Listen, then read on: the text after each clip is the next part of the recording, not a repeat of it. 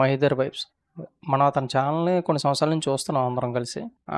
రీసెంట్‌గా నేను అతని వీడియోలు చూశాను. మీరు చూసుంటారు. Online begging. ఎందుకు ఆన్‌లైన్ బెగ్గింగ్‌లోకి వెళ్తున్నారు? చాలామంది యూట్యూబ్‌లో మనం చూస్తూనే ఉన్నాం. ఒక ఫేమ్ వచ్చిన తర్వాత ఆ ఛానల్ అమ్మేస్తున్నాననో, లేకపోతే నేను కష్టాల్లో ఉన్నాననో చెప్పి డబ్బులు అడుగుతూ ఉంటారు. సబ్స్క్రైబర్లు అయ్యో మా అన్న, అయ్యో మా అన్న అని చెప్పి డబ్బులేస్తున్నారు. ఇక్కడ సింపతి కార్డ్ యూజ్ చేస్తూ ఉంటారు. యూట్యూబర్లు నేను యూట్యూబ్ డిలీట్ చేస్తున్నాను, నేను చాలా అప్పుల్లో ఉన్నాను, మీరే నాకు సాయం చేయాలి.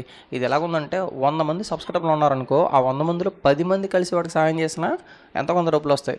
సో ఈ పాయింట్ని పెట్టుకుని తక్కువ నుంచి ఎంత అమౌంట్ వచ్చినా ఆ డబ్బులన్నీ దగ్గర తీసుకుంటూ ఒక మెగా అమౌంట్ అవుద్ది. మైదర్ వైబ్స్ ఒక 60 లక్షలు పెట్టి ఒక వ్యాపారం మొదలు పెట్టారు. అది ఎక్కడంటే చిత్రాలయం మాల్ దగ్గర, మన జగదంబ సెంటర్ దగ్గర. అయితే కొన్ని రోజుల ముందు వీడియో పోస్ట్ చేశారు, కొంచెం బాధపడుతూ నాకు ఇలా అమౌంట్ కావాలని. నేను ఇలా లక్షల్లో లాస్ అయిపోయాను, నేను ఆ లాస్ కవర్ చేసుకోవడానికి మీరు అందరూ నాకు సాయం చేయండి అని. ఎవరైనా అన్ఎక్స్పెక్టెడ్గా వ్యాపారంలో మంచి అమౌంట్ వచ్చింది, మీకు సాయం చేస్తారా? చెయ్యరు. ఆ లాస్ వచ్చింది, మిమ్మల్ని అడుక్కుంటారు, మీరు ఇస్తారా?